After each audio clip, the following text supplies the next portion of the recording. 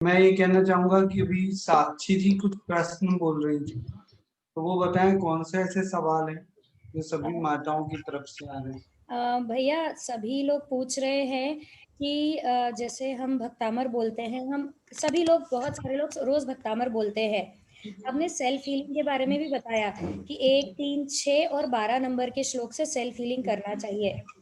लेकिन एक सभी का कॉमन क्वेश्चन है कि हमने ओम कितने बार बोलना चाहिए, रीम कितने बार बोलना चाहिए, ये श्लोक कितने बार बोलना है, या अगर हमको किसी और की हीलिंग करनी है, कोई भी श्लोक सुनाना है तो कौन सी बीमारी के लिए कौन सा श्लोक सुनाना है, और ये सारे क्वेश्चंस हैं सभी के मन में। अब देखो कौन सी बीमारी के लिए कौन सा श्लोक पढ़ना है, तो आप लोग पढ़ते ही आ रहे हैं। अगर वास्तविकता देखें तो आप लोग इतने शिविर अटेंड कर चुके हैं कि आप लोग सब जानते हैं कौन सी बीमारी के लिए क्या करना चाहिए। और रही बात सेल्फ हीलिंग करने के लिए, मैंने तो सिर्फ एग्जाम्पल देके के बताया था कि मैं पहले श्लोक से करके बता रहा हूँ, छठवें से बता रहा हूँ, 12वें से बता रहा हूँ। एक्चुअली में आप प्रत्येक श्लोक से सेल्फ हीलिंग कर सकते। सिर्फ आपको अपने मन को, अपने विचारों को उस श्लोक के माध्यम से भगवान आदिनाथ की भक्ति में जोड़ना है, और उस श्लोक के माध्यम से आप सेल्फ हीलिंग कर सकते हैं। सेल्फ हीलिंग का मतलब अपने अंदर निर्मलता को लाना, अपने अंदर इस चीज को बैठाल लेना कि मेरी सोच, मेरे विचारों से बढ़कर भी दुनिया में कोई ऐसी पवित्र सोच है, दिव्य सोच है, जिसकी सोच में भी कभी किसी के प्रति बुरा की सोच नहीं रहती, और वो सोच का समुंदर, वो सोच का सागर, वो सोच की नदियां, उसका जल मेरी सोच में आकर मिल रहा है। तो जब तक प्योरिटी के हाई लेवल को, चाहे वो कोई श्लोक से भी ला सकते हैं आप। हीलिंग का मतलब ये नहीं कि इसको पेटेंट राइट आप दे देंगे कि अनीस भैया ने बोल दिया कि पहला, छठवा, 12वां, है ना, और इन श्लोकों से ज्यादा ही, मतलब तीसरा भी ला दिए, 1, 3, 6, 12। मैं तो क्या हुआ, 3 का टेबल पढ़ रहा था। 3 1 जा 3, 3 2 जा 6, 3 3 जा 9 पे भी आ गए, 3 4 जा 12। लेकिन आपको इतना याद रखना है कि सेल्फ हीलिंग करने के लिए कभी कभी अनेक बार हमारे अंदर अनेक प्रकार की कमियां रहती हैं, और जिस श्लोक की सोच और भावनाएं हमको ऐसा लगे कि ये हमारे अंदर जो कमी है उस कमी को बिलोंग कर रही है, तो सोच लो कि वो श्लोक की पंक्तियां आपको सेल्फ हीलिंग कर रही है। समझ में आ रहा है ना। पता चला किसी का मन बेहद ही चंचल टाइप का है, पल में इस साइड हो जाएगा तो पल में उधर हो जाएगा, पल में रंग में जाएगा तो पल में राग में जाएगा। तो ऐसी स्थिति में हम हीलिंग क्या देंगे किसी को। तो उस हीलिंग के लिए अगर आपने पल भर में अपने मन में विचार कर लिया, जैसे देखो, चित्रम के मात्र यदि ते त्रिदशांगनाभिर नीतम मना कपि मनो न विकार मार्गम कल्पांत काल मरुता चलिता चले न किम मंदरात्रि शिखरम चलितम कदाचित। हे आदिनाथ भगवान, अहो क्या अद्भुत मनोहर दृश्य प्रभु, कि चारों तरफ स्वर्ग लोक से, दिव्य लोक से अप्सराएं भी आ रही हैं, और वो अप्सराएं आपकी तपस्या को, आपकी स्थिरता को भंग करने के लिए विभिन्न प्रकार के नृत्य से आपकी इच्छा शक्ति को, दृढ़ता को चुनौती देना चाह रही हैं। लेकिन हे भगवान, आपकी अद्भुत अंतर्दृष्टि, आपकी अद्भुत आत्म तत्व को ही ध्यान रखने की क्षमता, आत्म तत्व का वैभव, अपनी आत्मा भी में ही लीनता, इन सब को देखकर वो स्वतः ही हार मानकर बिल्कुल वैसे जा रही हैं जैसे प्रलय काल में जो प्रचंड हवा का जो आवेग रहता है, प्रलय काल की हवा, वो छोटे मोटे पेड़ पौधों को तो उखाड़ फेंकती है, लेकिन जैसे ही सुमेरु पर्वत से सामना होता है तो सुमेरु पर्वत की ऊंचाई, सुमेरु पर्वत की गहराई, सुमेरु पर्वत की स्थिरता, सुमेरु पर्वत की दृढ़ता, इन सब को देखकर वो नमन करके चले जाती है। हे आदिनाथ भगवान, इस श्लोक के माध्यम से मैं लघुता लिए हुए प्राणी यह सोच रखता हूँ प्रभु कि मेरे अंदर भी ऐसी कोई बुराइयां प्रवेश ना कर पाए भगवान, जो आपसे मुझे दूर रखे। हे भगवान, मेरे अंदर भी, हे प्रभु, हो सकता है कि नृत्यांगनाएं ना आए, लेकिन माया आ जाए, मोह आ जाए, लोभ आ जाए, लालच आ जाए, और ये लालच मुझे आपकी भक्ति में रखते हुए भी आपकी भक्ति से दूर कर दे। तो हे प्रभु, ऐसी स्थिति में मेरी भी स्थिति उसी उसी सुमेरु पर्वत के समान हो जाए, आपकी उसी दृढ़ इच्छा शक्ति के समान हो जाए, जिसे विचलित कर पाना, नीति से, धर्म से, न्याय से विचलित कर पाना इस संसार में किसी के बस की बात ना हो।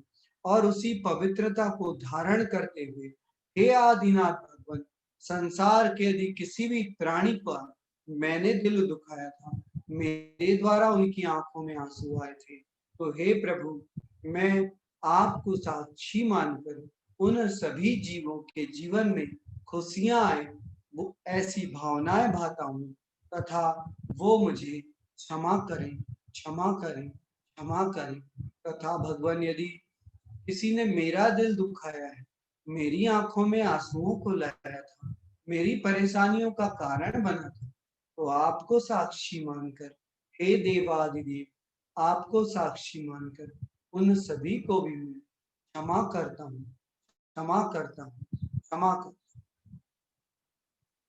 देखिए, 15वें नंबर से हुई कि नहीं सेल्फी, बताइए।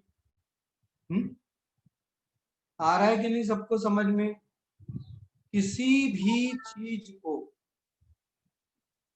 एक हीलर की विशेषता सुन लीजिए, किसी भी चीज को ये सोच के डिसाइड मत करो कि अमुक व्यक्ति ने कहा है कि इससे हीलिंग लेना, अमुक व्यक्ति ने कहा है, हो सकता है अपने स्वभाव के आधार पे कहा है कि उसके स्वभाव को क्या चीज इफेक्ट कर रही है, लेकिन आपको आपके व्यवहार की अनुकूलता वाली कोई चीज अगर प्रभावित कर रही है, जो आप में कमी है, वो उस श्लोक में अद्भुत गुण भरे हुए हैं, तो आप उस श्लोक से सबसे पहले अपने आप को हील करो, क्योंकि वो श्लोक का स्मरण करने से हमें अपनी क्षमताओं का पता चल जाता है कि भगवान मुझ में ये कमी है। अगर किसी को, किसी हीलर को गुस्सा आता है तो वो हीलिंग कैसे देगा, बताइए? यदि किसी हीलर को, देखो, गुस्सा आना एक अलग तरीका है, किसी के अंदर राग के भाव आना, किसी का रोमांटिक होना एक अलग तरीका है। तो अगर उस प्रवृत्ति को आप जब तक कंट्रोल नहीं करेंगे तो आपका हीलिंग देना निरर्थक है। अगर आपको गुस्सा आ रहा है और गुस्सा आने के कारण आप खुद ही इतने तुनुक मिजाज हैं कि अगर कोई जरा सा, अगर कोई आड़ा तिरछा एक दो शब्द कह दे तो आप खुद ही तुनुक जाते हो, बिल्कुल इधर के उधर हो जाते हो। तो ऐसी स्थिति में आपको हीलिंग देने की जरूरत नहीं है, आपको हीलिंग रिसीव करने की जरूरत है। तो वो हीलिंग कैसे रिसीव करेंगे आप?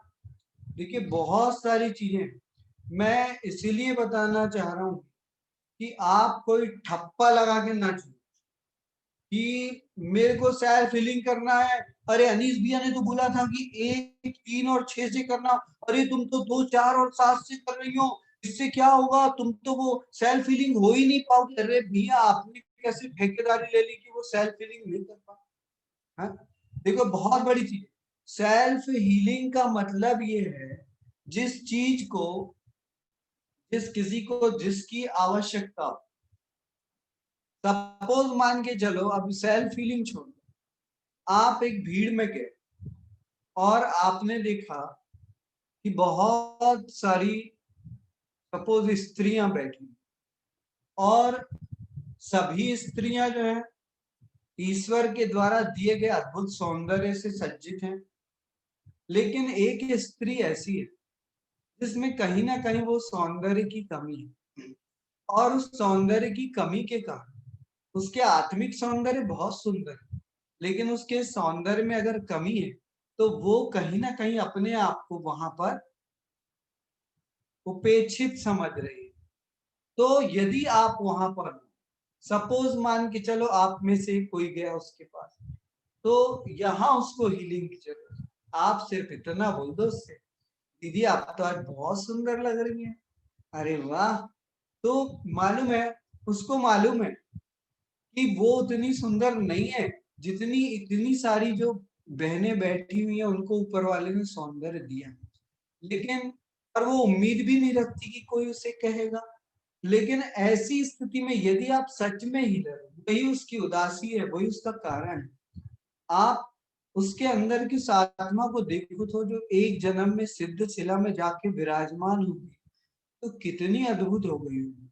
और उससे एक बार सिर्फ आप इतना प्यार से बोले, दीदी आप तो, आप तो मालूम है आज बहुत अच्छे लग रहे हो। दीदी समझ में नहीं आ रहा आज आप, एक चीज है, कोई ना कोई तो बात है, देखना। वो बोले कि सच में क्या, हाँ दीदी आज तो आपकी बात क्या बताएं। तो और फिर धीरे धीरे आप देखना कि वो जो है ना, अपने आप में यदि व्यक्ति का हीन भावना समाप्त होने लगता है तो उसका सौंदर्य ऊपर की ओर उठने लगता है। और ऐसी स्थिति में सुंदरता हमारे आस पास चारों तरफ, सुंदरता का मतलब है एक सुख, एक शांति, एक हीलिंग का होना। अब आप उसको कोई भी चीज बोलोगे तो वो उसके जीवन में प्रभावकारी बनने लगेगी, क्योंकि उसका अपने आप पे एक विश्वास हो चुका है कि नहीं, मेरा ये शरीर जो दिया गया है ये भी अद्भुत है, और ये देखो ये बहनें भी तो मुझे कह रही हैं। तो इसलिए किसी को भी यदि हमें हीलिंग देना है तो पहले तो सेल्फ हीलिंग लो, पहले खुद तो समझ लो कि आप कौन। पता चला तलवारें चल रही है मन में, कटारे चल रही हैं मन में, और हम दूसरों की समस्या का निराकरण करने की सोच रहे हैं। तो ऐसी स्थिति में अनेक बार अगर क्रोधी व्यक्ति है और वो हीलर बनना चाहता है तो 16 नंबर का श्लोक उसको सेल्फ हीलिंग दे सकता है। देखिए अलग अलग, क्योंकि देखिए जैसे आप लोगों के ब्लड ग्रुप अलग अलग है, क्या सभी के ब्लड ग्रुप एक हैं क्या? नहीं है ना। तो वैसे ही सभी के विचार अलग अलग, सोच अलग अलग, सौंदर्य अलग अलग, रूप अलग अलग है। तो सभी को अपने आप को हील करना पड़ेगा। सर्वप्रथम आपको हीलिंग करना है। अब जैसे देखिए कि यदि मुझे बहुत क्रोध आता है और मेरा क्रोध जो है ना वो मेरे आपे में नहीं रहता है, तो मैं ऐसी स्थिति में क्या कर रहा हूँ, देखो सबसे पहले मैंने दोनों हाथ अपने ध्यान मुद्रा में रख लिया और निर्धूम पर तिर पवर जित तैल पूरः कृत्स्नम जगत्रय मिदं प्रकटीकरोषि गम्यो न जातु मरुतां चलिता चलानां दीपोपरस्त्वमसि नाथ जगत् प्रकाशः। हे भगवान, हे देवाधिदेव आदिनाथ भगवान आचार्य मातृतुंगाचार्य जी आदिनाथ भगवान की भक्ति करते हुए विचार करते हैं, चिंतन करते हैं और लिख रहे हैं कि हे भगवान, जैसे एक दीपक को जलाने के लिए, एक दीपक को प्रज्वलित करने के लिए बाती की जरूरत पड़ती है, बाती की जरूरत पड़ती है, माचिस की जरूरत पड़ती है, तेल की जरूरत पड़ती है। उसके बाद भी उसकी लौ ऊपर नीचे होती है, ऊपर नीचे होती है, ऊपर नीचे होती है, और काला धुआं छोड़ती है, काला धुआं छोड़ती है, काला धुआं छोड़ती है। एक दीपक को प्रज्वलित करने के लिए माटी, पहले तो माटी से दीपक बनाना पड़ रहा है, लो बना लिए। उसके बाद तेल की जरूरत पड़ती है, बाती की जरूरत पड़ती है, माचिस की जरूरत पड़ती है, जलाने वाले की जरूरत पड़ती है। उसकी लौ ऊपर नीचे होती है, ऊपर नीचे होती है। उसके बाद भी काला धुआं छोड़ती है, काला धुआं छोड़ती है, काला धुआं छोड़ती है। हे देवादिदेवादिनाथ भगवान, ऐसी लौ इस संसार में मुझे मेरे अलावा कहीं नहीं दिख रही है, जो अगर किसी के बुरे शब्द आते हैं तो वो काला धुआं छोड़ने लगती है। और हे भगवान, ये जरा सी भी कोई मेरे पास ऐसी स्थितियां आ जाती हैं जिसमें मैं सामंजस्य नहीं रख पाता, तो ये लौ ऊपर नीचे होने लगती है भगवान, ऊपर नीचे होने लगती है, काला धुआं छोड़ती है। और उसके बाद ये माटी का पुतला निश्चित रूप से एक न एक समय में अस्त भी हो जाता है। हे भगवान, ऐसा मैं हूं प्रभु, लेकिन हे त्रिलोकीनाथ, आप, इसकी लौ हर समय एक जैसी रहती है, गर्मी बरसात और ठंड में भी एक समान रहती है, जिसकी लौ ना ऊपर होती ना नीचे होती, जिसकी लौ ना ऊपर होती ना नीचे होती, और तीन लोक में सदैव एक जैसे प्रकाश को स्थापित करते रहती है। तीन लोक में सदैव एक जैसा प्रकाश जिस लौ का रहता है। हे देवादिदेव भगवान, आपकी इस दिव्यता को मैं नमन करता हूँ, नमन करता हूँ, नमन करता हूँ।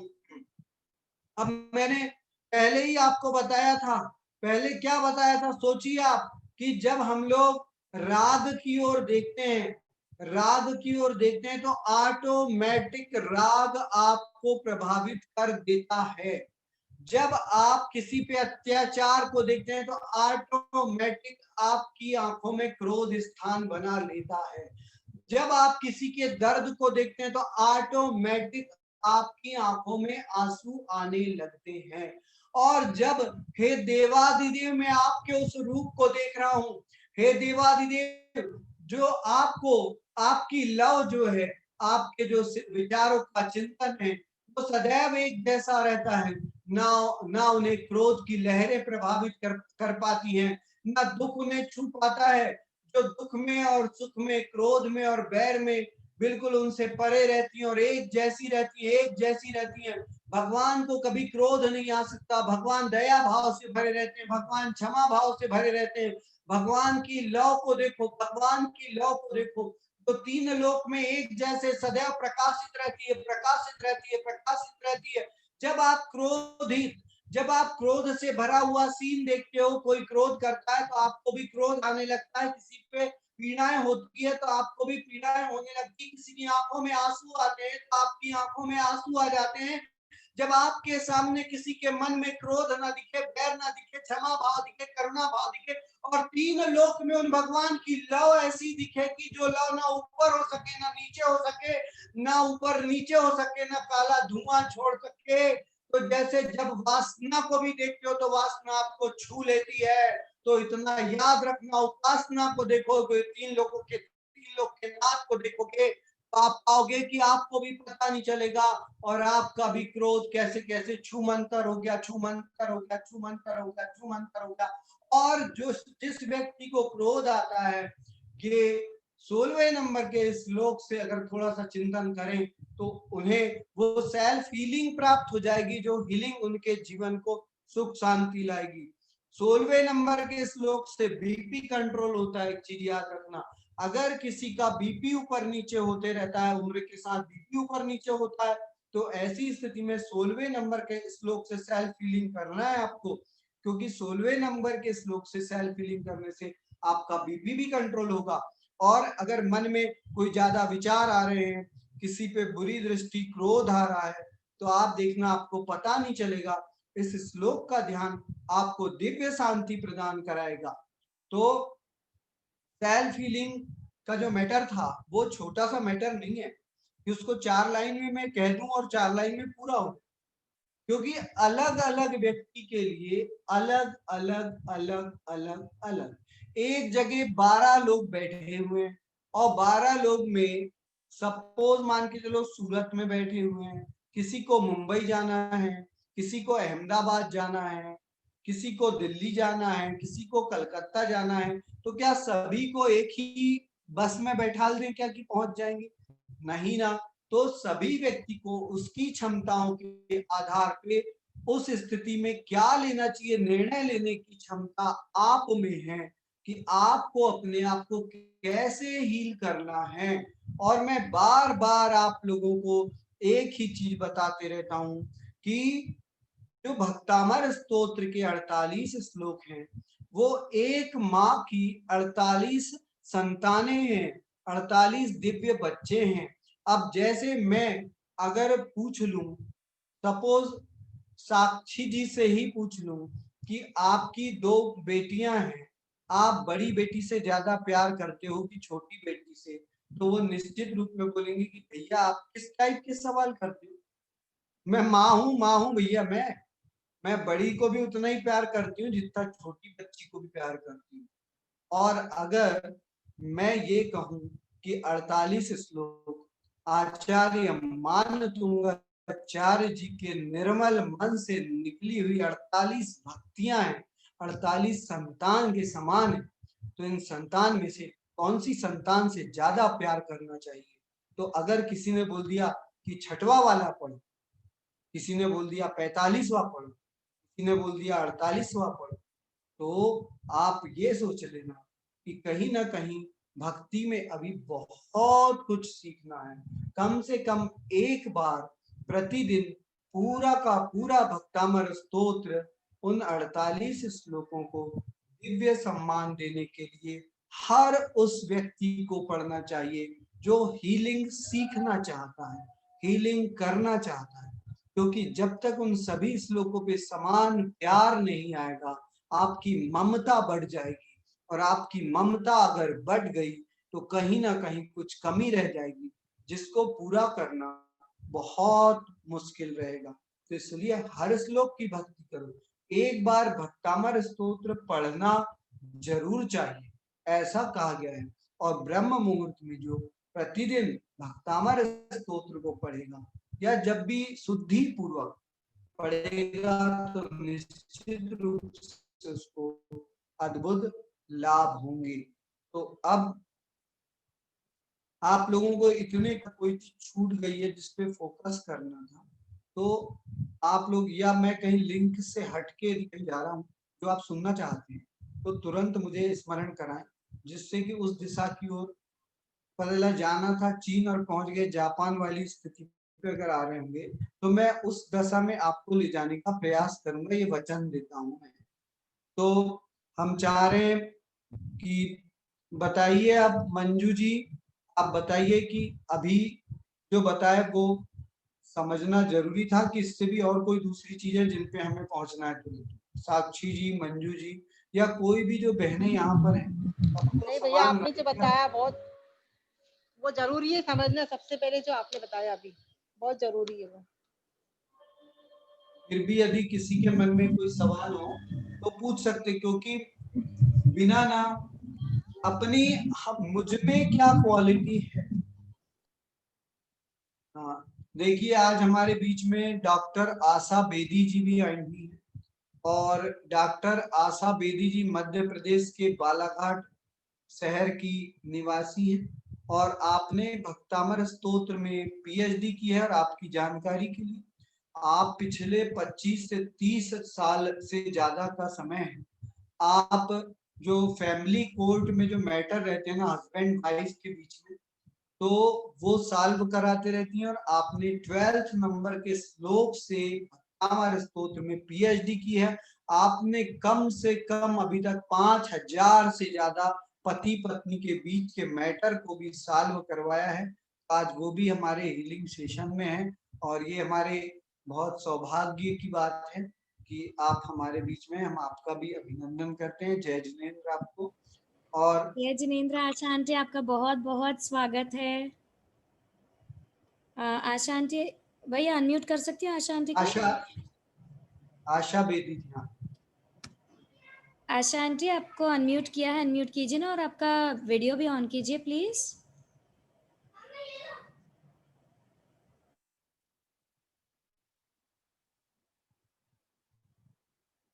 आशा बेदी जी का जय जिनेंद्र आया सभी को।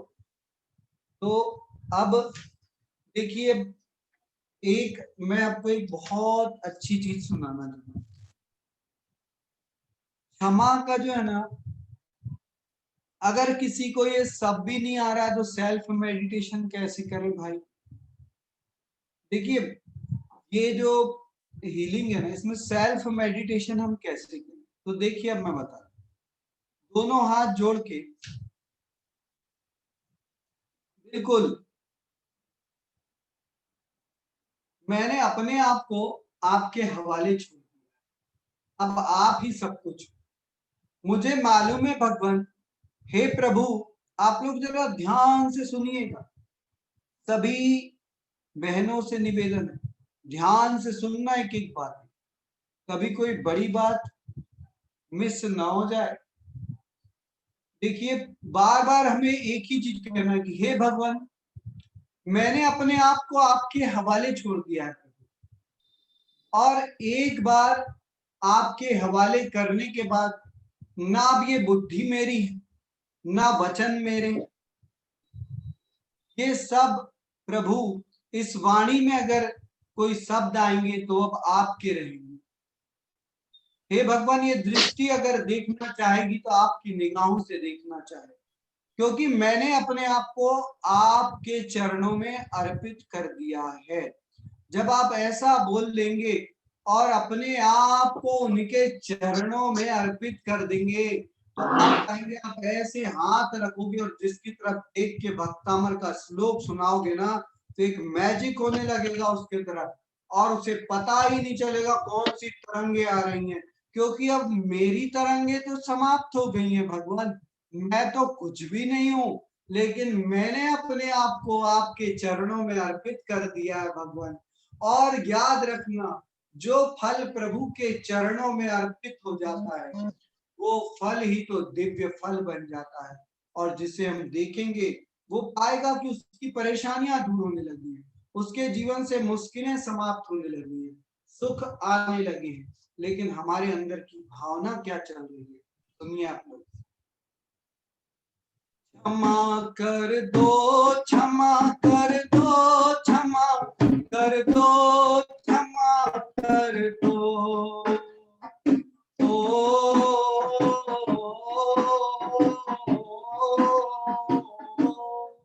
अब देखिए, यहाँ पर क्या है, एक भटके हुए भगवान का समोसरण लगा हुआ है हमारे बीच। कैसे? अगर आप एक चीज सुनना, कैसे कि देखो, ये मेरा ये आप लोग भी सोचो कि आपका ये वाला जन्म चल रहा है, और इसके पिछले जन्म में हम कुछ और रूप में थे, मनुष्य रूप में थे, उसके पिछले जन्म में पशु रूप में थे, कभी स्त्री की पर्याय में जन्म लिया, कभी पुरुष की पर्याय में जन्म लिया, घोड़े, बिल्ली, हाथी, कुत्ता, सुअर, शायद ही कोई ऐसी योनियां हुई थी जिस योनि में हमने जन्म नहीं लिया था। हम हर जगह आए थे। समुन्दर में जो दिख रहे हैं ना बड़े बड़े मगरमच्छ, उनका अगर पिछले जन्म का पितामह कोई है तो वो हम है। हम ही तो जन्म लेके आए थे और वहां पीढ़ियां फैला दी हैं हमने अपनी सारी सारी। अब ये देखो, इतने सारे जन्मों में हर जगह जाके हमने कितने सारे पाप किए थे, कितने जीवों को दुखित किया था, कितनी आंखों के आंसू बन गए थे हम भगवान।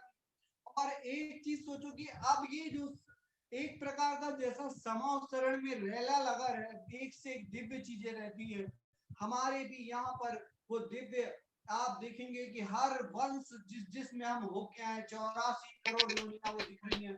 और एक एक योनि, देखिए, अब तो हमारे अंतिम जन्म का जो रूप है, जो सिद्धशिला में जाने वाला रूप है, जो दिव्य रूप है, जो भगवान आत्मा का रूप है, जो मस्तिष्क के ऊपर कमल के आसन के ऊपर बैठा हुआ रूप है, देखिए अब ये हमारे ही पिछले जन्म के रूप आएंगे और एक एक रूप हाथ जोड़ेगा और भगवान को कहेगा कि मुझे क्षमा करो प्रभु, मुझे क्षमा करो प्रभु, इस भाव में मुझसे ये अपराध हुआ था भगवान, मुझे क्षमा करो प्रभु। हे भगवान, क्योंकि याद रखिए इतने सारे जन्मों की जो चिंगारियां है ना, इस जन्म में आग बनकर लगी हुई है और हमारे इस जन्म के कर्मों में वो दुख और कई प्रकार की अनुभूतियों को ला रही है। तो एक बार क्षमा मांगिए मेरे साथ, ठीक है? दोनों हाथ जोड़िए और अपने पिछले हर पिछले जन्म पे जाइए। आपको जिस, अगर आपको लगता है ना कि पिछला जन्म गाय के रूप में था तो गाय के रूप में नमन करो, पिछला जन्म अगर आपको लगता है भेड़ बकरी के रूप में था तो उसके रूप में जन्म करो, नमन कर दो। अंतिम जन्म तक हम हाथी बन गए, घोड़ा बन गए, शेर बन गए, जब भगवान महावीर स्वामी का जीव जब सिंह बन के प्रकट हो सकता है, भगवान बाहुबली का जीव जब नेवले वाले जैसे जो कथाएं थी रूप में परिवर्तित हो सकता था, तो हमने भी कहां कहां से नहीं आए होंगे, हर जगह के पाप और अपराध की गठरी लेकर इस जन्म में हम यहाँ पर टिके हुए। चलो क्षमा मांगते हैं, अब मेरे साथ क्षमा मांगिए, ठीक है? क्षमा कर दो, क्षमा कर दो, क्षमा कर दो, क्षमा कर दो, क्षमा कर दो, क्षमा कर दो, क्षमा कर दो, क्षमा कर दो, क्षमा के दान से भगवान हमारी झोलियां भर दो।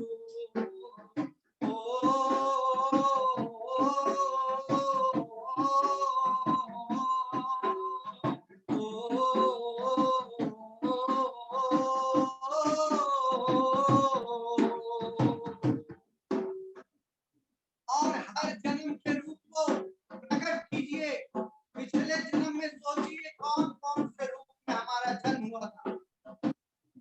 क्षमा कर दो, क्षमा कर दो, क्षमा कर दो, क्षमा कर दो, क्षमा के दान से भगवान ने हमारी झोलियां भर दो।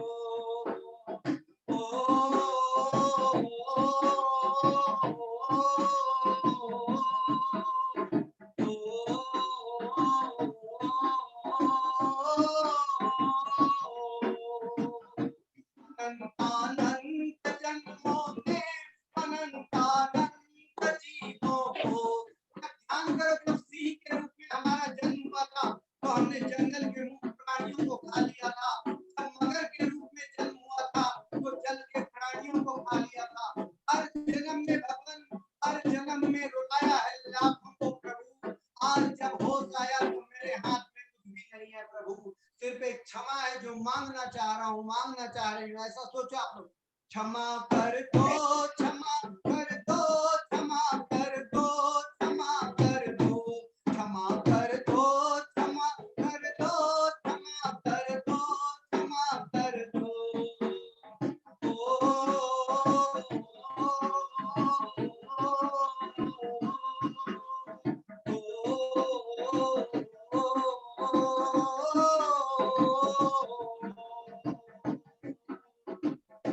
अनंतानंत जन्मों में अनंतानंत जीवों को, देखिए क्षमा क्या है? ये क्षमा ऐसा है जैसे जड़ को पानी डालना, जहां हमने पाप करके आए थे यदि वहां से हम क्षमा मांगना शुरू कर देंगे तो इस जन्म में जहां से हमको कोई उपचार नहीं मिल रहा है, ट्रीटमेंट नहीं मिल रहा है, यदि हमने पूर्व जन्म में जाके उस जगह पर अगर पानी सींच दिया, अगर वहां से क्षमा मांग ली तो इस जन्म में उस जन्म का आने वाला कर्म नहीं आ पाएगा, वो दुख नहीं दे पाएगा और हमारे जीवन में वो दवाइयां आ जाएंगी, वो औषधियां आ जाएंगी जो हमें स्वस्थ रखेंगी, सुखी रखेंगी, दीर्घायु रखेंगी, सारी समस्याओं का समाधान हो जाएगा। पिछले जन्म में यदि किसी को हमने, किसी का पैसा डुबो के आया है, किसी की जमीनें छीनी थी, और अगर हम क्षमा मांग लेंगे तो इस जन्म में आने वाला वो दुख भी हमसे दूर हो जाएगा। अनंतानंत जन्मों में अनंतानंत जीवों को, अनंतानंत जन्मों में अनंतानंत जीवों को, पीड़ाएं अनंतों हैं प्रभु हमको अब अवसर दो। और देखिए मुझे लग रहा है सम्मेद शिखर जी से कोई भैया आए हुए होंगे और वो अभिषेक दिखाना चाह रहे हैं सम्मेद शिखर जी में चल रहा है। यदि मेरा कहना है साक्षी जी आप देखिए, अगर कोई आईडी जिसमें सम्मेद शिखर जी के नाम से कुछ लिखा हो तो वो अभिषेक दिखाने वाले हैं, अगर आ गए होंगे। चेक हाँ करती हूँ भैया, चेक करती हूँ भैया, एक सेकेंड। हाँ, शिखर जी नहीं, हिंदी में लिखा हो या कुछ ऐसा दे दो, समेत क्योंकि वो शिखर जी अभिषेक नहीं दिखाने है। वाले। अम, शांति धारा अभिषेक 2 मिनट आप लोग देख लोगे ना तो दिव्य हो जाओ। बिल्कुल भैया, 1 मिनट में चेक करती हूँ भैया। हिंदी में भी कोई नहीं है और शिखर जी के नाम से भी कोई नहीं दिख रहा है। हाँ शायद अभी जुड़े नहीं हैं। चलो, लेकिन ध्यान देना क्योंकि वो प्रकट हो जाएंगे भगवान कभी।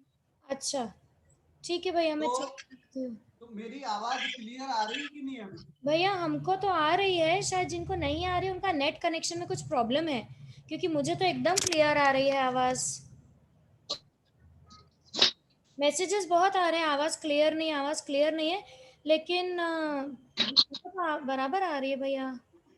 फिर मेरे को भी बराबर आ रही है। नेट में प्रॉब्लम है। मेरी रिक्वेस्ट है, जिनको भी आवाज़ नहीं आ रही है प्लीज़ एक बार लीव करके रीजॉइन कीजिए, कुछ नेट में प्रॉब्लम होगा।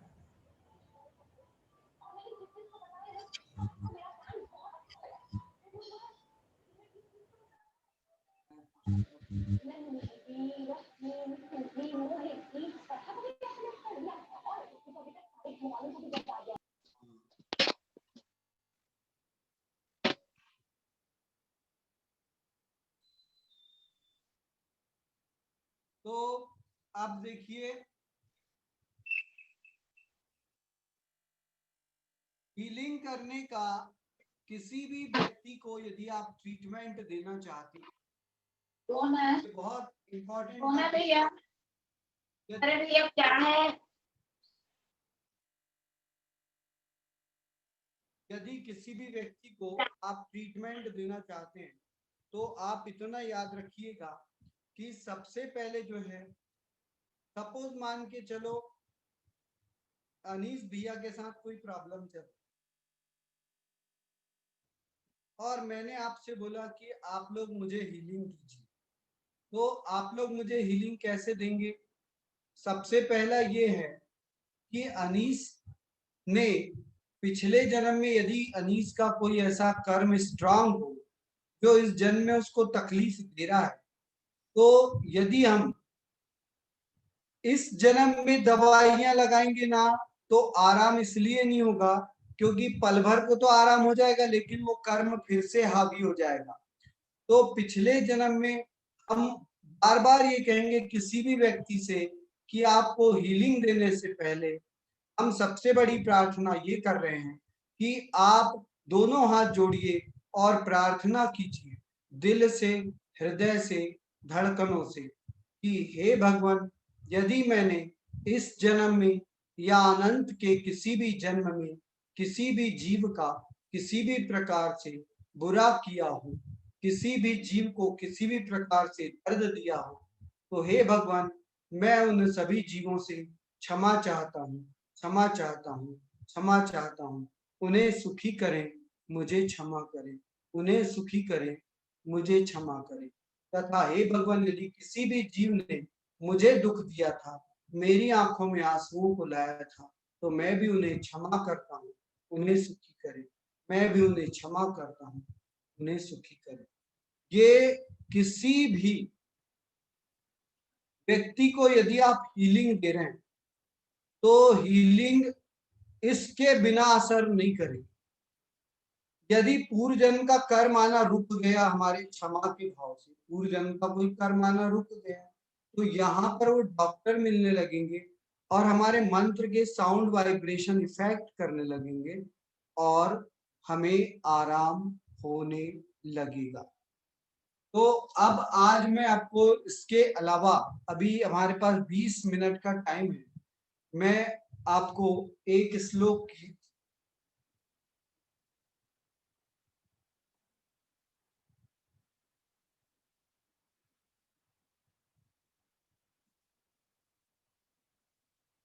आज 9वें नंबर का एक श्लोक पढ़ते हैं।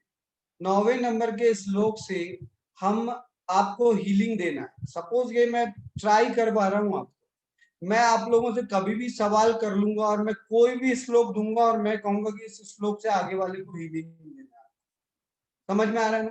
मैं कभी भी कोई भी सवाल कर सकता हूँ और मैं आपको 48 श्लोक में से कोई भी श्लोक दूंगा और कहूंगा कि इससे आपको किसी भी व्यक्ति को हीलिंग देना है, आप कैसे देंगे, और इसी मंच पे आपको हीलिंग देना पड़ेगा। आप तैयार हो क्या?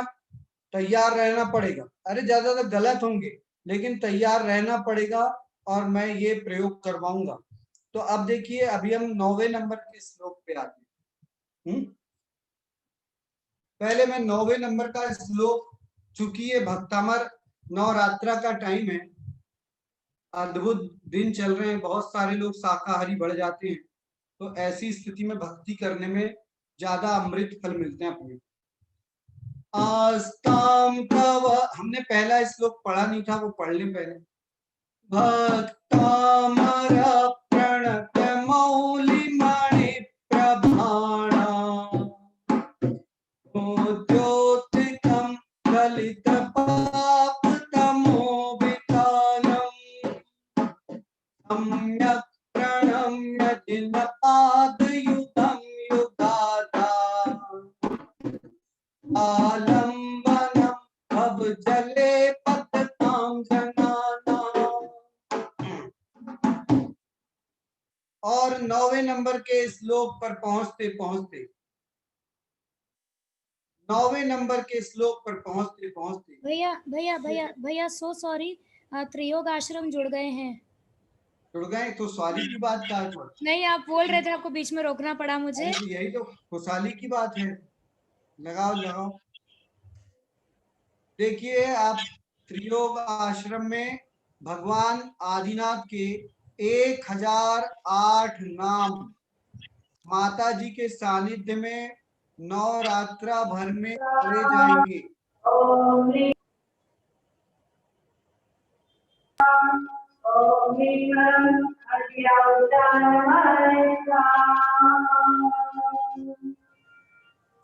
ये शिखर जी से दर्शन हो रहे हैं सभी के। शिखर जी के बोलो दर्शन हो रहे सम्मेद हैं। शिखर सिद्ध क्षेत्र की जय। भैया आप बताइए ना इसके बारे में सभी को। देखिए, ये 1008 ये पूरे मंडल बने हुए हैं जहाँ 11 भगवान 11 मंडल बने हुए हैं पूरे। त्रियोग आश्रम सम्मेद शिखर जी में। और ये 3 बजे, ये मालूम है 2 बजे आएंगे और अद्भुत संगीतकार आएंगे यहाँ। और वो माता वो महाराज जी भी उपस्थित रहेंगे जिन्होंने कई वर्षों से अन्न ग्रहण नहीं किया है, सिर्फ वो ऐसे ही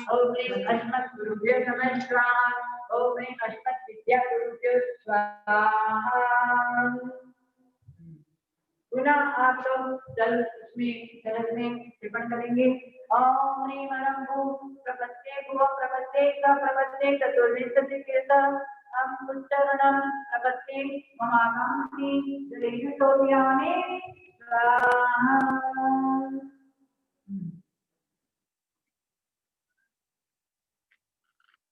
सभी लोग पूर्व दिशा में पुष्प क्षेपण भी करेंगे और नमस्कार भी करेंगे।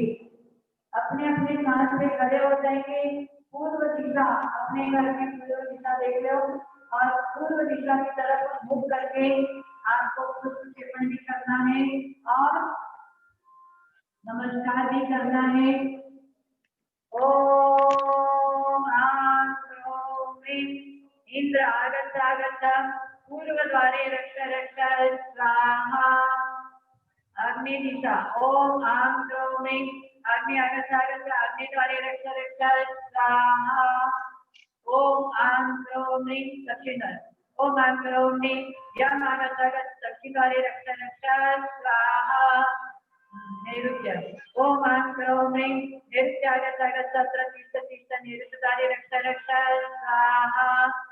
पश्चिम ओम आं ह्रीं वरुणागच्छ अत्र तीर्थ तीर्थ साक्षी काम करते हैं।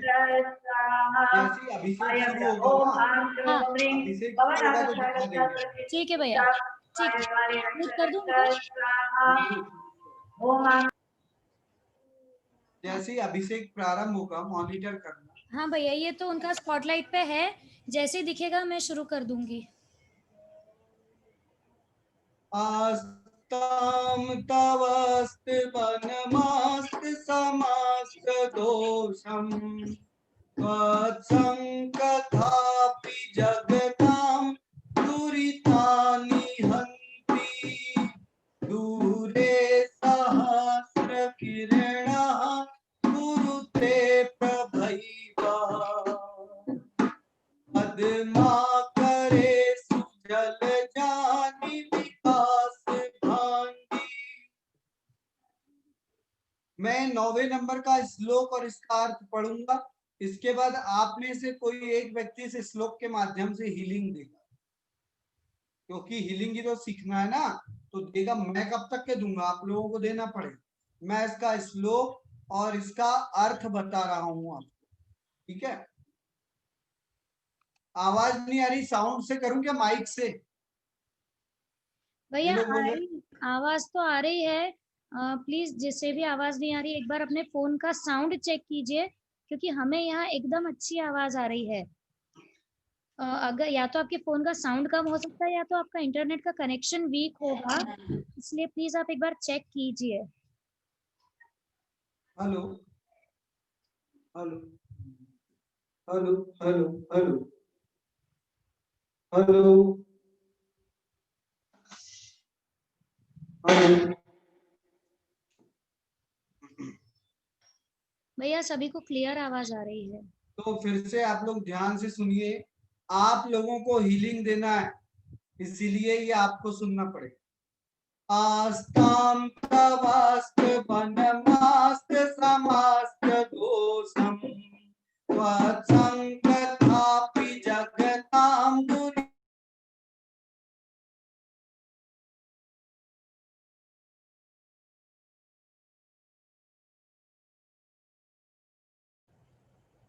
अनीश भैया हैंग हो गए।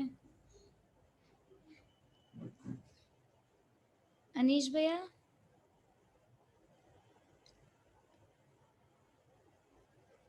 अनीश भैया,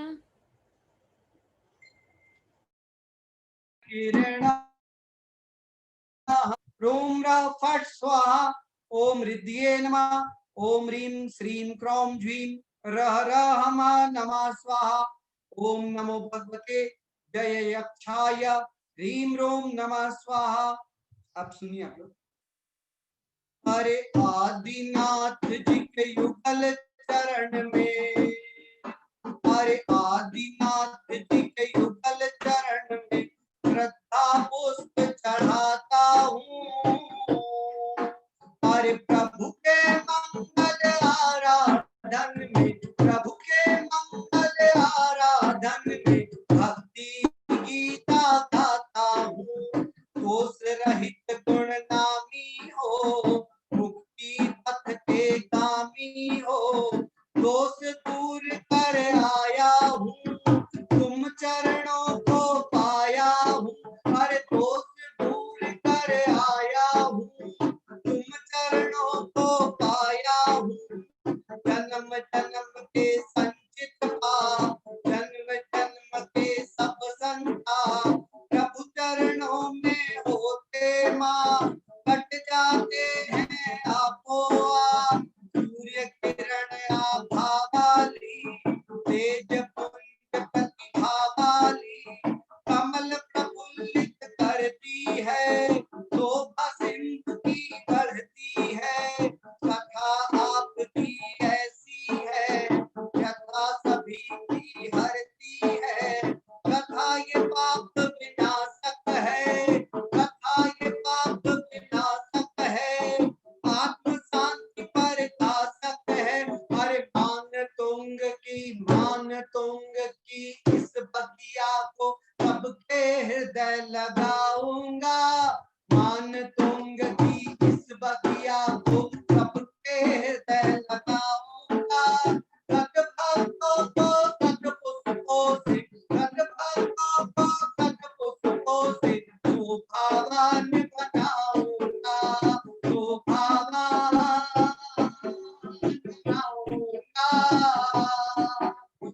मान तुंग की इस बगिया को, मान तुंग की इस बगिया को सबके हृदय लगाऊंगा, मान तुंग की इस बगिया को सबके हृदय लगाऊंगा, सत भक्तों को सत पुष्पों से शोभावान बनाऊंगा, शोभावान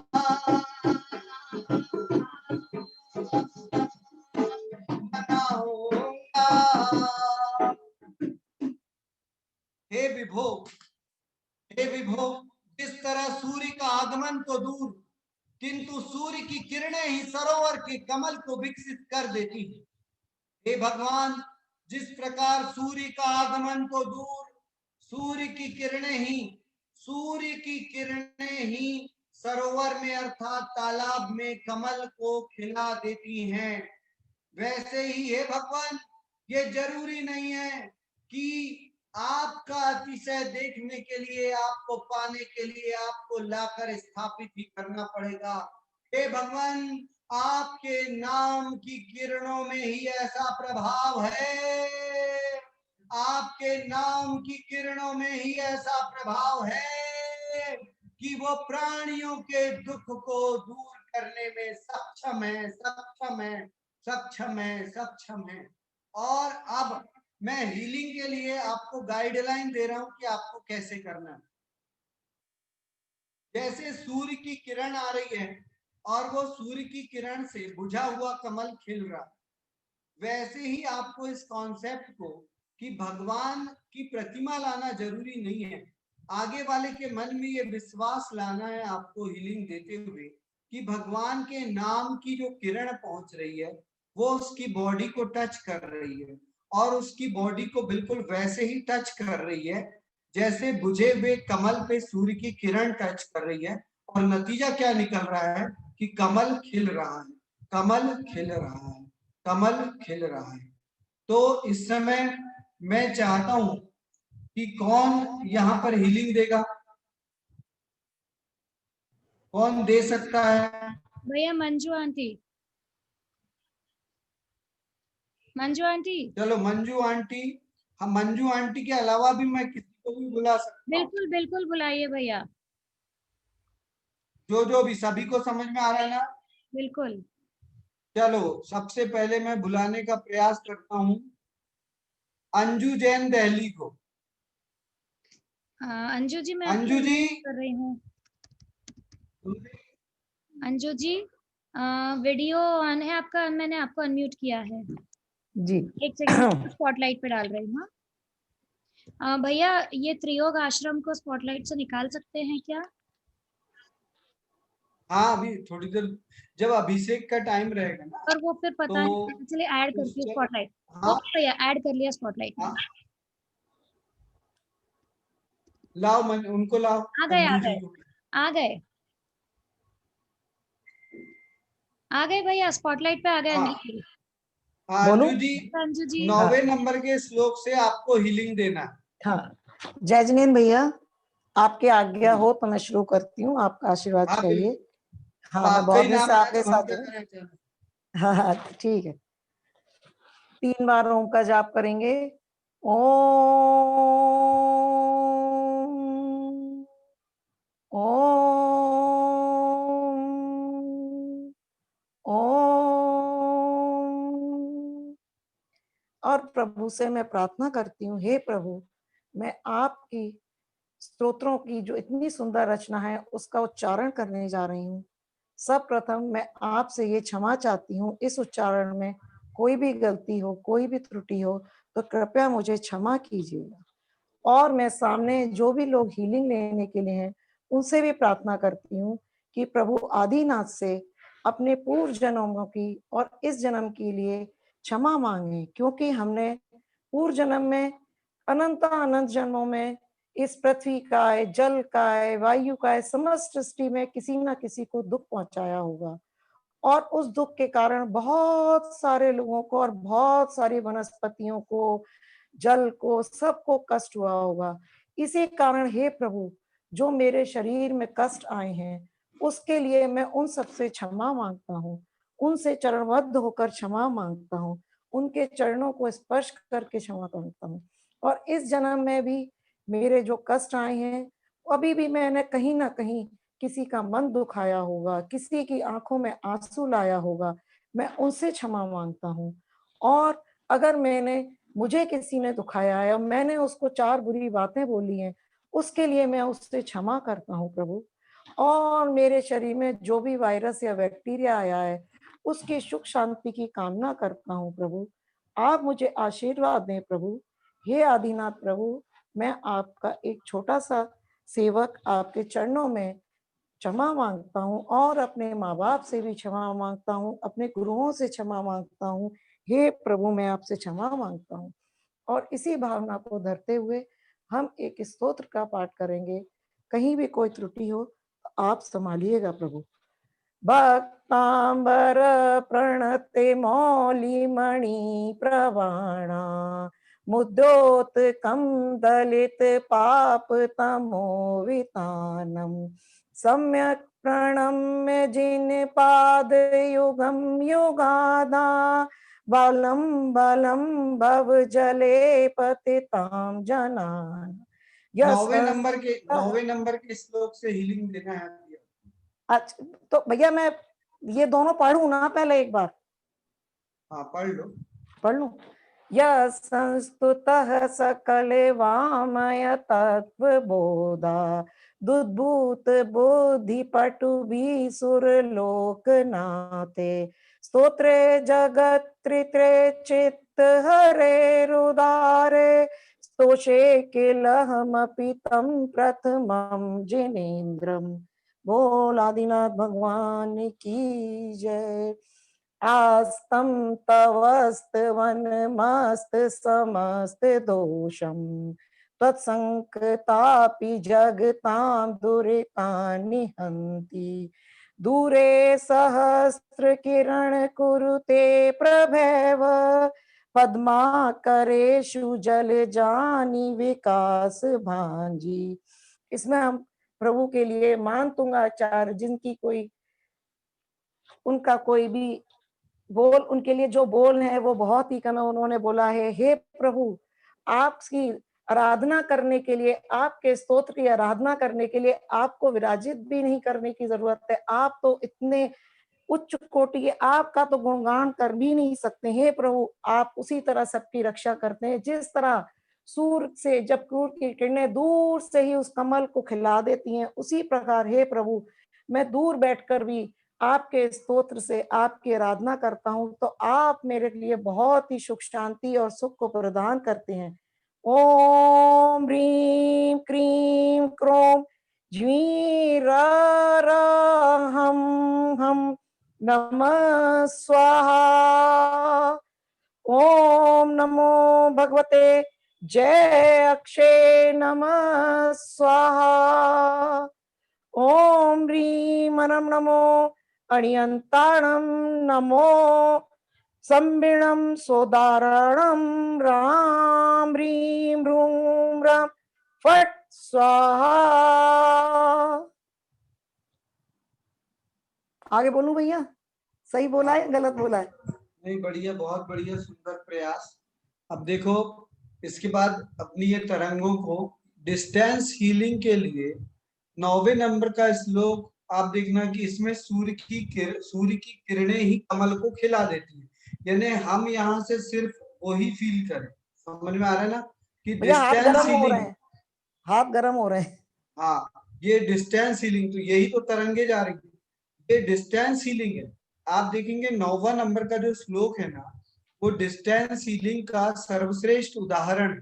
आप फील करके देखो कि हम लोगों को, आप लोगों को भी अनेक बार ऐसा होता है जो दूर है उसको हीलिंग देने की जरूरत पड़ती है कि नहीं? तो हाँ ऐसी स्थिति में ये वाले श्लोक में कहा गया है कि जैसे कमल को खिलाने के लिए सूर्य की किरणें ही काफी रहती हैं। तो हम यहाँ बैठे हुए हैं और हमने अपने आप को क्षमा के द्वारा और माथे पे भगवान को बैठा लिया है।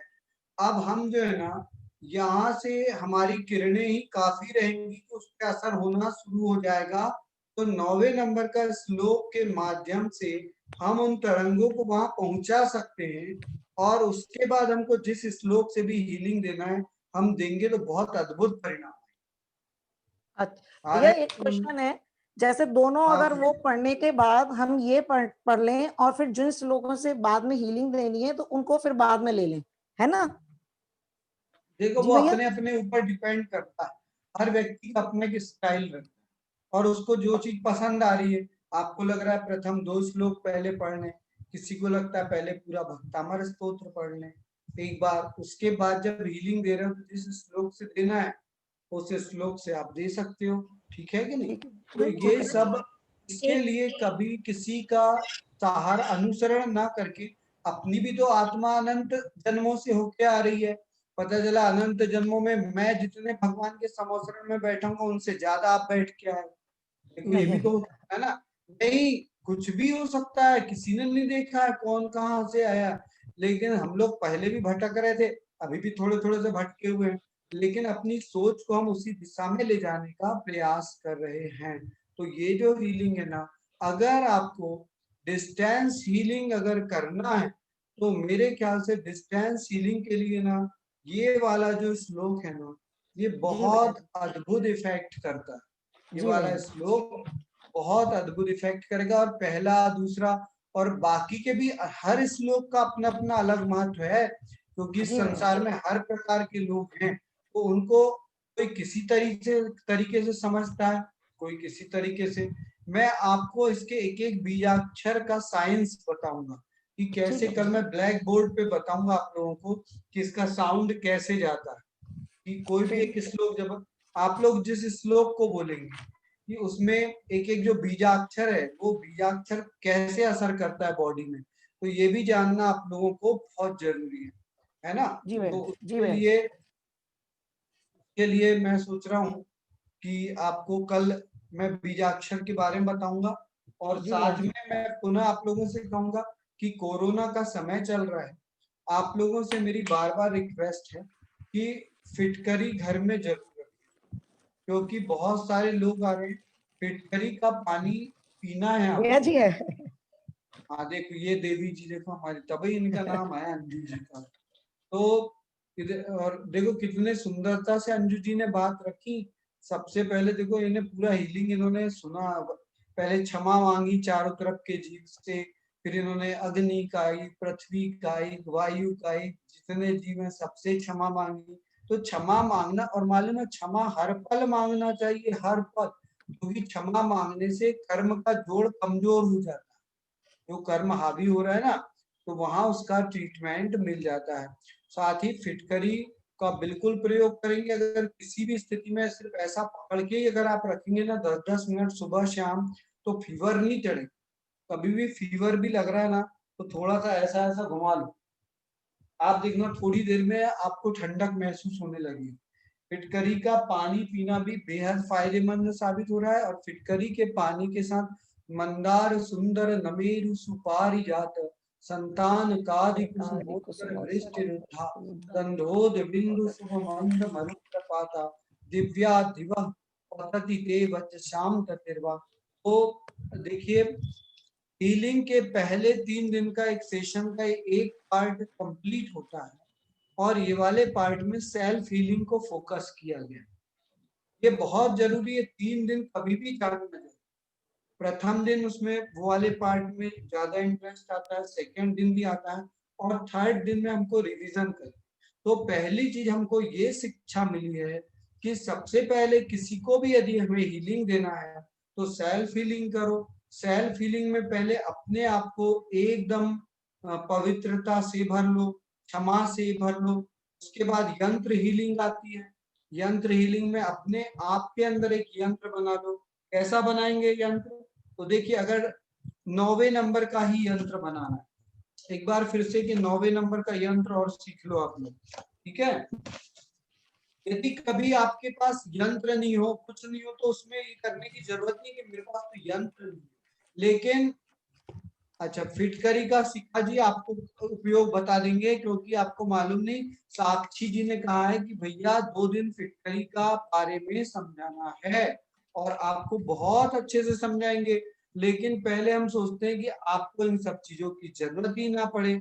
अब डिस्टेंस हीलिंग कैसे होगी? देखो भाई साहब, यदि भाई साहब ये दोनों आईज है, ये दोनों आईज, तो इस आई दोनों आईज में दो स्क्वायर बना लो, स्क्वायर जैसे समझ लो, ठीक है। अब इसमें देखो, पहले पहले क्या करते हैं हम, पहले हम क्या करते हैं कि ये जो स्क्वायर बना हुआ है, स्क्वायर सपोज, तो यहाँ पर एक लाइन, कैसे जैसे मंदिर में परिक्रमा लगाते हैं ना, जिस तरीके से, उस तरीके से घूमना है आपको। समझ में आ रहा है ना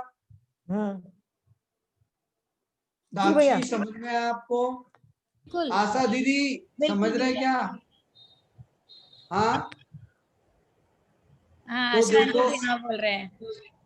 हाँ, आशा दीदी बेहद विद्वान है, मैं जहां तक जानता हूँ। तो देखो ये सभी, ये देखो शोभा जी, शोभा छोले जी, ये दिख रहा है क्या आपको? ये सभी, ये देखो यहाँ पर कैसा पढ़ना है मन। देखो, पहले मेरा कहना ही रहता है कि जब भी उसकी क्लोजिंग वाली लाइन रह जाए ना, तो ऊपर की ओर, यानी हमारे विचार ऊपर की ओर जाए। समझ में आ रहा है कि नहीं? इसीलिए पहला जो हमने जो डायरेक्शन लिया टर्न, देखो परिक्रमा वाली स्टाइल में कैसे लेंगे हम। तो मैं पहला चाहता हूं कि जो पूरा पूर्व के साइड से दक्षिण के साइड वाले हिस्से पे जाए। तो देखो, नास्तं कदाचिदुपयासि नराहुगम्यः, नहीं, आस्तां तवस्त्वनमस्तसमस्तदोषम् त्वत्सङ्कथापि जगतां दुरितानि हन्ति। दूरे सहस्रकिरणः कुरुते प्रभैव पद्माकरेषु जलजानि विकास भांति।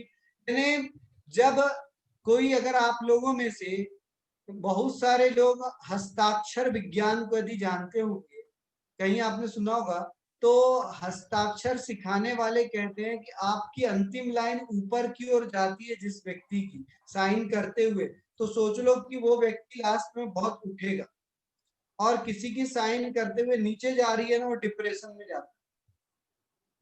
सुन रहे हो कि नहीं?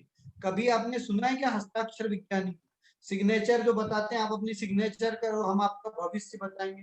तो जो सिग्नेचर ऊपर की ओर जाती है, तो बोलते हैं कि ये व्यक्ति बहुत ज्यादा फोकस्ड है।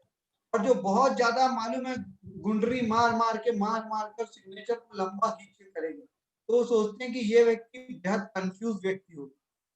सुने हो क्या आपने?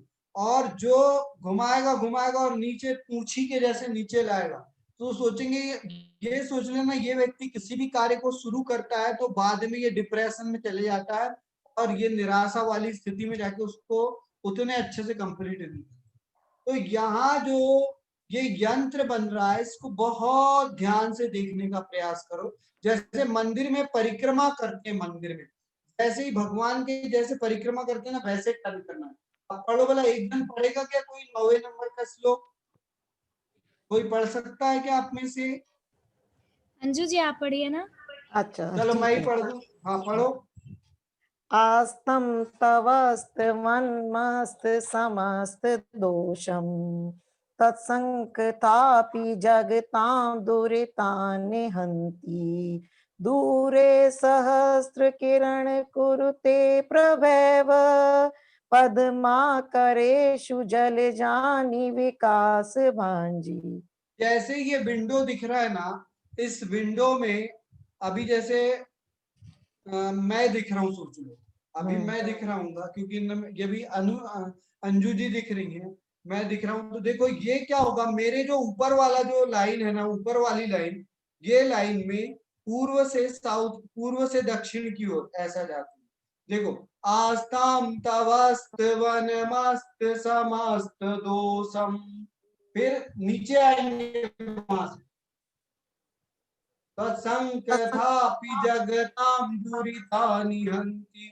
नीचे, दूरे सहस्र किरणः कुरुते प्रभैव पद्माकरेषु जलजानि विकास भांजी। अब ये पहली लाइन बन जाती है। इसके बाद देखो, इसी स्क्वायर के अंदर एक दूसरे में ये पूरी की पूरी रिद्धि को चारों तरफ करके हमको पूरा कंप्लीट करना है। ओम ह्रीम हरम नमो हरिहंताणम नमो सम्मीन स्वयाणम श्रोम श्रोम नमः स्वाहा। ओम राम ह्रीम रोम रा फट स्वाहा।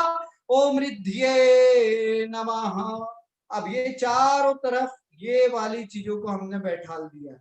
अब इसके बाद देखिए मंत्र ओम ह्रीम। अब इसका मंत्र जो है ना ऐसा सिंहासन में भगवान को लेके बैठा हुआ है। देखिए ओम ह्रीम श्रीम क्रौम ह्रीम नमः स्वाहा। ओम नमो भगवते जय अक्षाय ह्रीम रोम नमः स्वाहा। और इस प्रकार से ये पूरा का पूरा जो है ये यंत्र ऐसा दिख रहा है भैया? दिख रहा है क्या? हाँ हाँ जी भैया, जी भैया।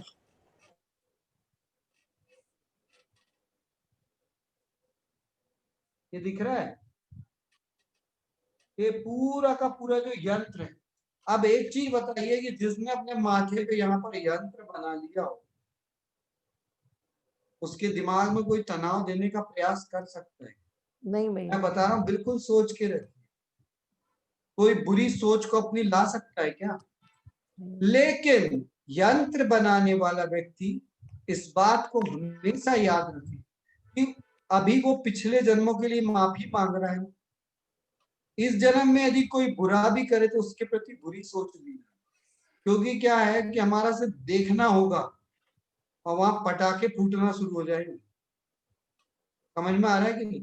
क्योंकि आप यंत्र से कैप्चर हो बहुत बड़े। इसीलिए हमें ये करना है कि हे भगवान, अगर किसी के मन में भी अगर जैसे मेरी कभी बाई आंख फड़फड़ाने लगती ना तो इतना तो समझ में आ जाता है मेरे को कि यंत्र बनाने का समय चल रहा है। मालूम है कभी कभी आप देखना, मैं इसलिए नहीं बोल रहा हूं कि आप किसी पे प्रयोग करें, प्रयोग करने के लिए नहीं है, लेकिन मैं इतना बता रहा हूं आपको कि जब आप यंत्र बनाते हैं ना तो एक कवच में आप ढल जाते हैं। और इस बार आपको कैसा यंत्र बनाना है मालूम है?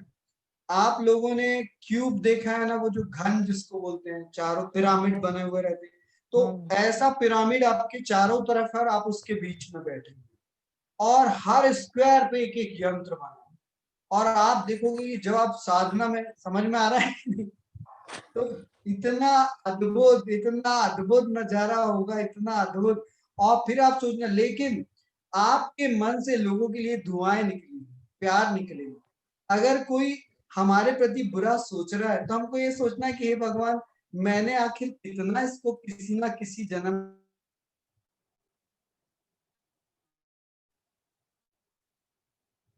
मेरे बारे में बुरा सोच रहा है, तो हे प्रभु इसे सुखी करें, इसे सुखी करें और इसका मन आपके चरणों में लग जाए, इसका मन आपके चरणों में लग जाए, ऐसा बोल के क्लोजिंग करना है।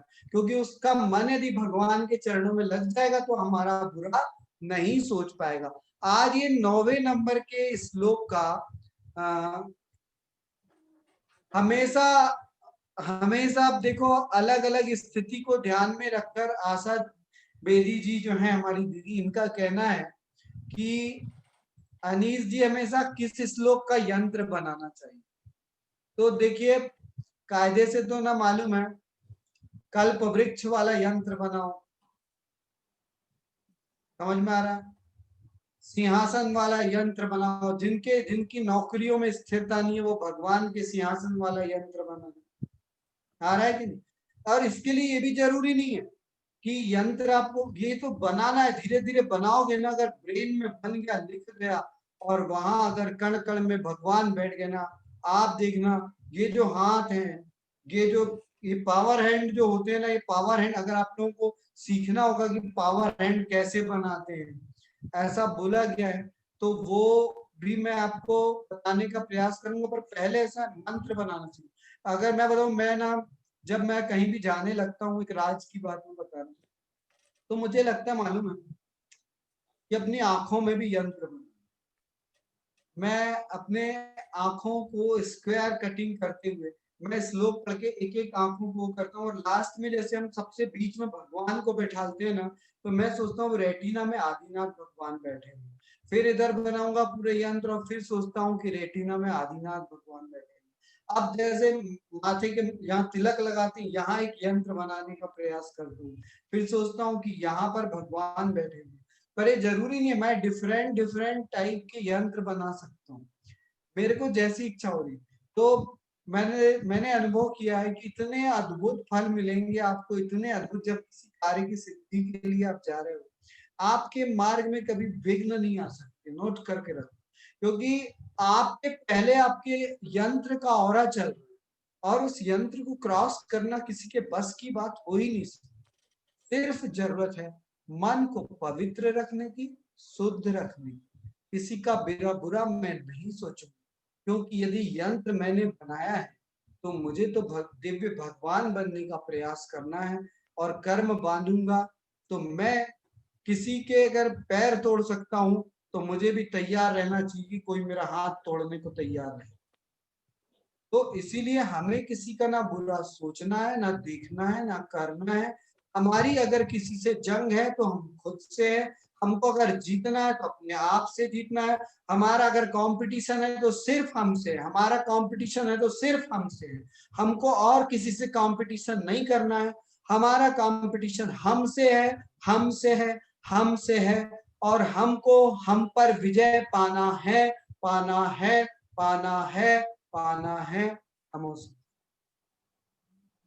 तो उम्मीद करता हूँ आज का सेशन आप लोगों को समझ में आया होगा।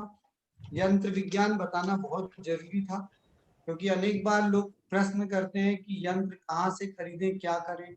और मैं बार बार ये कहना चाहता हूँ कि आचार्य मानतुंगाचार्य जी को भी ताले टुटवाने के लिए यंत्र की जरूरत उस समय नहीं पड़ी थी।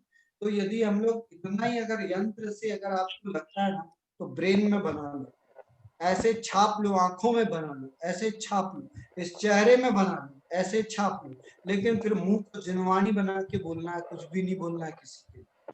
तो इतना ध्यान रखिए। तो उम्मीद करता हूँ सभी को समझ में आया होगा ये सेशन। भैया बहुत बहुत बहुत अच्छे से समझाया, इतने प्रश्न थे हम सभी के मन में, आपने आज इतने अच्छे से समझाया है कि सारे क्वेश्चंस हमारे आंसर हो गए। एक क्वेश्चन बहुत सारे कैंसर पेशेंट्स का है, मतलब हम जितने भी कैंसर पेशेंट्स को भक्तिमार सुना रहे हैं उन सभी का एक प्रश्न है भैया कि वो लोग अपने आप के लिए कैसे हीलिंग कर सकते हैं, या कितने बार उनको वो श्लोक बोलना है, या अगर हम उनको सुना रहे हैं भक्तामर तो उनको कितने बार हम सुनाएं, क्योंकि ऐसा होता है कि हम तो सुना रहे हैं, कई बार नहीं होता है, कुछ काम होता है तो नहीं हो पाता है, तो हम वो कैसे अपने आप के लिए एक काम करते ना, कल सभी जितने भी ऐसे भाई बहन हैं जो इस समस्या से पीड़ित हैं, तो सभी भाई बहन को अपन हीलिंग देंगे यहाँ पर स्पेशली पूरा सेशन कल। बिल्कुल बिल्कुल भैया, उनकी सबकी यही इच्छा थी कि आप उनकी एक बार हीलिंग कर दें, उनको बता दें। एक बार क्या, हम तो हर बार करेंगे, कोई बात है। देखो, कैंसर से पीड़ित भाई बहन, किडनी की समस्या से पीड़ित भाई बहन, भैया और डायलिसिस वाले जो भी हैं, तो उन सबको ना हम हीलिंग देने का प्रयास करेंगे। और उनके हीलिंग का मतलब क्या है, पहले अपनी फ्रीक्वेंसी उनकी फ्रीक्वेंसी से मैच करेंगे, जिससे फिर जो है ना फ्रीक्वेंसी मैच होगी तो फिर वो हमारी बात समझेंगे, ठीक है कि नहीं। उनके मन में जब तक सवाल है, इसका मतलब है कि हमने उनको अभी तक के वो चीज नहीं समझा पाई है, ठीक है कि नहीं। जिस दिन साक्षी के सवाल समाप्त हो जाएंगे तो मैं सोच लूंगा कि मेरा यहाँ आना सफल हो गया। और जब तक सवाल बने रहेंगे, इसका मतलब कहीं ना कहीं कुछ कमी चल रही है, अनीस भैया उसको सुधार लो जल्दी से। तो ये कार्य करते हुए मैं आप सभी का अनेक अनेक धन्यवाद। सभी जितने भी जन यहाँ पर इस मीटिंग में आए हैं और हीलिंग का लाभ ले रहे हैं, आप बहुत विद्वान डॉक्टर बनेंगे, ये मैं कह रहा हूँ। देख लेना आप लोग, आप अपनी ताकत को पहचानिए, क्योंकि प्राचीन काल में लोग हवा में अगर उड़ जाते थे ना, कोई कारण था, ऐसी रिद्धियां मौजूद थी, उसके लिए वो प्योरिटी लेवल लाया जाता था। अभी भी बहुत सारे काम किए जा सकते हैं, लोग मुट्ठी बंद करके खोलते थे तो चीजें निकल जाती, ये अभी भी हो सकता है, लेकिन उसके लिए जरूरी है कि हम उस प्योरिटी लेवल को जगा लें, जगा लें, जगा लें। समझ में आया ना। कल का सेशन निश्चित रूप से उन सभी भाई बहनों के लिए समर्पित रहेगा जो बड़ी किसी भी समस्या से उलझ रहे हैं, और हम चाहते हैं कि कल हम फ्रीक्वेंसी टेस्ट करेंगे उनके साथ। और आप सब लोगों को सीखना है कि नहीं, बोलो? करेंगे ना? तो बिल्कुल ये क्या, बिल्कुल भैया। तो इससे ना बहुत आनंद आएगा अपने को, ठीक है?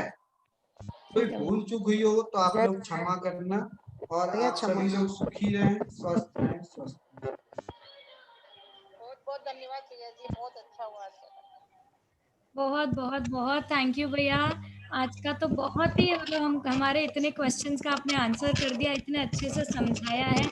मैं आशा करती हूँ यहाँ जितने भी लोग पधारे हैं, हमारे साथ जुड़े हैं, सभी के क्वेश्चंस का आंसर मिला है। बहुत लोगों को अगर नहीं भी मिला है तो आप फिर से अनीश भैया से सीख सकते हैं। कल और अनीश भैया एक बात मैं स्पष्ट कहना चाह रहा हूँ कि जबरदस्ती की तारीफ करने वाले काम भी मत करो। अगर कोई चीज समझ में नहीं आ रही, अगर कोई चीज की शिकायत है कि ये चीज समझ में नहीं आ रही, भैया बताओ, तो तुम बिल्कुल ना कि अनीश भैया ये चीज समझ में नहीं आ रही, तुम ये चीज बताओ। बिल्कुल भैया। या अगर आपको कहीं लग रहा है, सुनो तो, अगर आपको कहीं लग रहा है कि अनीश भैया का एक्सप्लेनेशन जिस जगह से जाना था वहां से दिशा भ्रमित हो रहे हैं, तो मैं बोल रहा हूँ शायद मेरे को ध्यान नहीं रहा, आप सुन रहे हो ना, आप चुप क्यों हो? यानी आप भी अपराधी हो।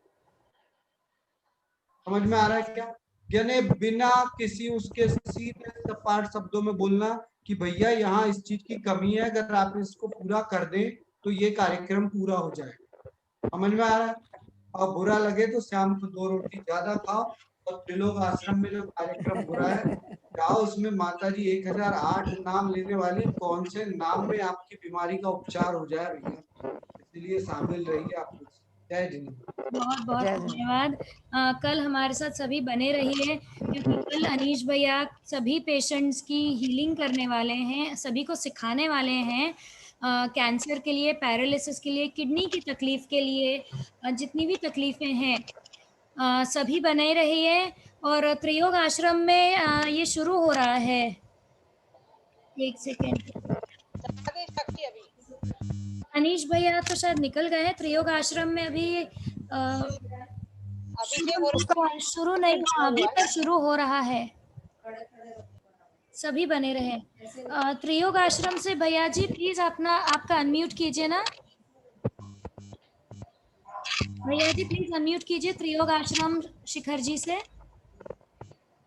और कल सभी, अगर आपके परिवार वालों को भी जोड़ना है हीलिंग के लिए, जिनको भी हीलिंग करवानी है, सभी से हमारी रिक्वेस्ट है, सभी लोग जुड़े हमारे साथ। सीखने वाले भी सीख लेंगे और जिनको करनी है वो भी आ जाएंगे। हाँ, सभी सभी आ सकते हैं हीलिंग लेने के लिए।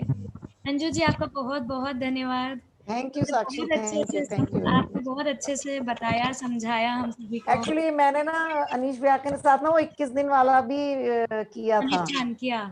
हाँ, अनुष्ठान किया था। तब अच्छा, से सारे सेशंस में जाती हूँ। कल का मेरा छूट गया एक्चुअली। ये YouTube पर तो हमने अपलोड किया है। श्री कर दिया है? दिगंबर अच्छा जैन महिला महासमिति सूरत, ये नाम का चैनल है YouTube पर। मैं अभी लिंक डाल देती हूँ, तो आप हाँ ठीक है। follow कीजिए। आज का भी सेशन उस पर डाल देंगे हम।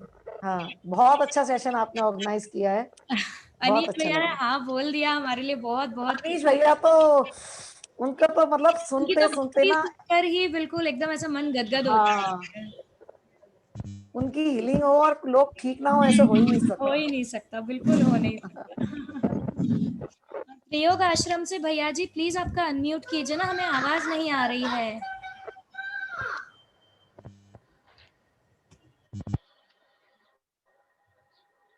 वैसे ना उसका उनका लिंक भी अलग से डाला हुआ है इसमें ग्रुप में। हाँ, उन्होंने लिंक डाला, मैं फिर से डाल देती हूँ।